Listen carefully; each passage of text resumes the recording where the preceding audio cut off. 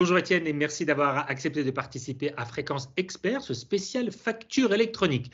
Alors Étienne Risser, en quelques mots, est-ce que vous pouvez vous présenter et présenter votre cabinet CAP 21? Bonjour Patrick, bonjour à tous. Étienne Risser, je suis expert comptable depuis 2018, donc il y a pas trop longtemps. Et je fais partie du cabinet CAP 21 situé près de Strasbourg. On est une vingtaine de personnes sur Strasbourg et on est une équipe aussi des bureaux dans les Antilles. Et voilà, on a à peu près 350 clients aujourd'hui. Et puis on a fait le choix, nous, de regrouper nos clients plutôt par secteur d'activité et non pas par pôle. Donc voilà pour la petite particularité du cabinet. Alors vous savez, là on parle de la facture électronique aujourd'hui.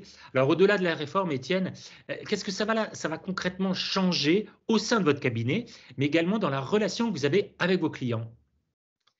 Alors au sein du cabinet, comme je pense pour nos clients, en fait, ça va nécessiter effectivement une certaine organisation, une certaine adaptation.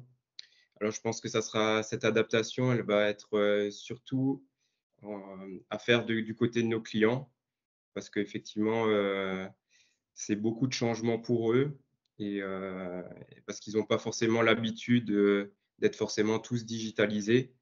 Voilà, je pense que ça va être surtout un gros travail d'accompagnement et de mise en place de nouvelles organisations pour les clients, mais aussi au sein des cabinets, puisqu'effectivement, ça va être de nouvelles manières de récupérer les factures et de les traiter. Et je crois que vous avez un petit peu anticipé, vous notamment avec Regat, si je ne dis pas de bêtises. Oui, c'est ça. Donc, effectivement, comme la réforme devait avoir lieu cette année, ben, on avait fait le choix de choisir Regat pour préparer nos clients à devoir nous transmettre des factures au travers d'une plateforme. Et du coup, on a fait le choix depuis 2023 de basculer tous nos clients sur cette plateforme-là. Donc effectivement, ça a été un grand bouleversement pour les clients.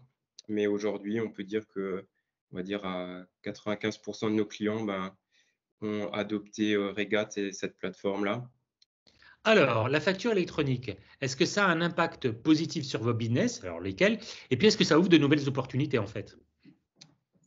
Ben, on l'espère tous en fait que ça va enfin nous dégager du temps et puis pouvoir faire enfin les missions de conseil à valeur ajoutée qu'on essaye de promouvoir depuis plusieurs années.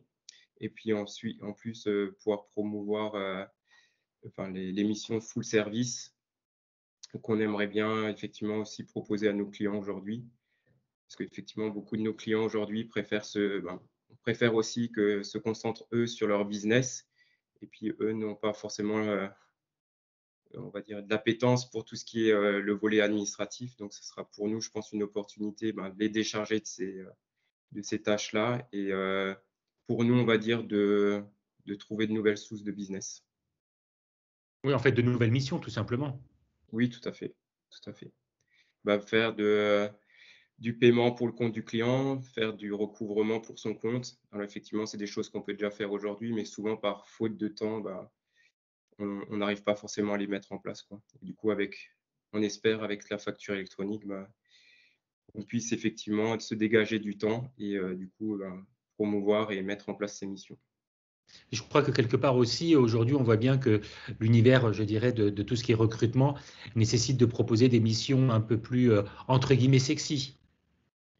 Oui, effectivement, après, on va dire, si on peut effectivement on va dire, s'économiser ou faire moins de saisies, bah, effectivement, les nouvelles générations de collaborateurs, ben, apprécieront d'autant plus et voilà, avec l'arrivée de la facture électronique, on aura certainement moins ces tâches rébarbatives à faire et du coup, ben, voilà, convaincront ou attireront de nouveaux profils dans les cabinets.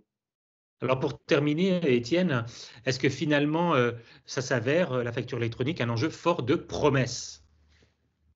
Alors certains diront peut-être que non, mais moi je suis plutôt convaincu effectivement qu'on va avoir de nouvelles opportunités. Comme je l'ai dit à l'instant, on aura certainement un peu moins de saisies à faire, On aura peut-être moins d'aspects déclaratifs à faire, mais on pourra se focaliser, se concentrer sur l'accompagnement des clients, le conseil, ce que nous particulièrement on aime faire. Et donc voilà, je pense que c'est effectivement beaucoup, enfin, sa source de promesses et nous on l'attend, on va dire, avec impatience. J'espère que cette digitalisation va, va permettre d'alléger, on va dire, toutes ces tâches administratives et nous permettre de faire plus de, on va dire, de travaux on va dire, à valeur ajoutée et surtout de la valeur qui est, enfin, que le client percevra, en fait. Exactement. Et ben voilà, on y est. Merci beaucoup, Étienne. Merci d'avoir accepté de Avec faire cette plaisir. petite vidéo. Et puis, on se retrouve très bientôt. Merci beaucoup, Étienne. À bientôt. Merci Patrick, à bientôt.